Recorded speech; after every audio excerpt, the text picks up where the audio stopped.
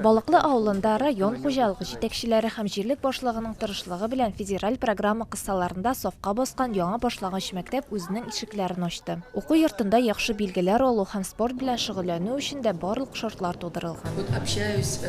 Авыл кешеләре белән сөйләшкәч, безнең соклануыбыз шиксез, мондый матурлыкны көтмәгән идек, күз алдына да китерә алмадык дигән шатлыклы сүзләр ишеттем. Тантаналы шартларда бәйрәм кунаклары тасманы киселәр һәм аның укучылары яңа белемнәр дөньясына керделәр. Биредә 2 сыйныфта 15 бала укыячак. Беренче сыйныфка 1 кыз һәм 3 малай килде. Яңа уку елында берничә яңалык булачак. Флаг күтәрү һәм дәүләт гимнын башкару, илнең дәүләт символларын өйрәнү буенча дәресләр үткәрү. Максатыбыз төрле яклап тәрбия бирү генә түгел, ә туган илебезнең патриотын тәрбияләүдә. Мәгариф илкүләм проектының Мәгариф үсеше дәүләт программасы буенча быел Кукмара 3нче урта мәктәбендә һәм Нырья авылының мәктәбендә капиталь ремонт эшләре башкарылды. Уку йортлары барлык яктан да яңартылды.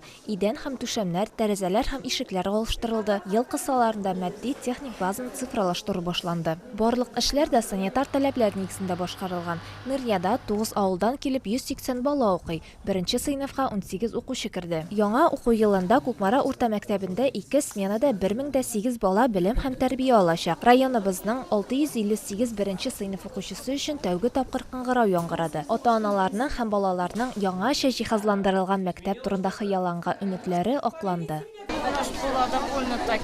Әлбәттә, бездә иске мәктәп иде. Совет чорыннан бирле ремонт булганы юк иде. Хәзер ремонт бик шәп, балалар да канәгать. Бик еркин кабинетлар, коридорлар, ашханә дә киңәйде. Мин ремонтның шул дәрәҗәдә яхшы булуын көтмәгән идем. Хәтта лицейдан да матурак булып чыккан дип уйлыйм. Без актлар залына кергән идек. Анда хәзер кинотеатр кебек булган, бик матур. Бу уку елында шулай ук мөһим сөйләшү дәресләре дә кертеләчәк. Ул махсус аграр сыйныфларын торгызу проектының беренче этабы. Адыйлә Шакирова, Марат Сабирҗанов, Татарстан яңалыклары.